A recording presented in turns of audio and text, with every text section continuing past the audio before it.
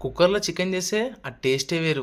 అట్లని చెప్పేసి కుక్కర్‌లో చికెన్ చేద్దామని చెప్పి మంచి చికెన్ అయితే తీసుకొని దాన్ని కడుక్కొని, మనం చూపించినట్టు ఆ మసాలాలైతే అన్నీ యాడ్ చేసుకోండి. మసాలాలన్నీ యాడ్ చేసుకున్నాక ఒక 2 మినిట్స్ కలుపుకొని అయితే మ్యాగ్నేట్ చేసుకొని 2 మినిట్స్.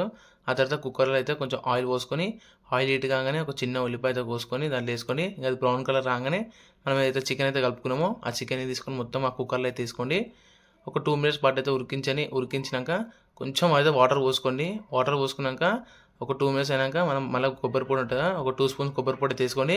కొబ్బరి పొడి వేసుకొని దాన్ని కూడా ఒక 2 మినిట్స్ అయితే మంచిగా కుక్ చేసుకొని, ఆ తర్వాత మనకు కావాల్సినంత వాటర్ అయితే పోసుకోండి. మనకి ఎన్ని వాటర్ కావాలో అన్ని వాటర్ అయితే వేసుకొని కుక్కర్కి మూత అయితే పెట్టేసేయండి. ఒక 3 విజిల్స్ అయినాక కుక్కర్ ఓపెన్ చేసి మనకు వేడి వేడి చికెన్ అయితే రెడీ అయిపోతుంది కుక్కర్లో. టేస్ట్ మాత్రం అదిరిపోతుంది. దాంతో పాటు రోటీ ఉంటే ఏమని ఉంటుందా ఫ్రెండ్స్. ఆ రొట్టెతో తింటుంటే టేస్ట్ మాత్రం వేరే లెవెల్. ఆ పీస్ కూడా మస్తు కుక్ అయింది. మీకు కూడా నచ్చుతుంది. మరిన్ని వాస్ కోసం మన ఛానల్ సబ్స్క్రైబ్ చేసుకోండి.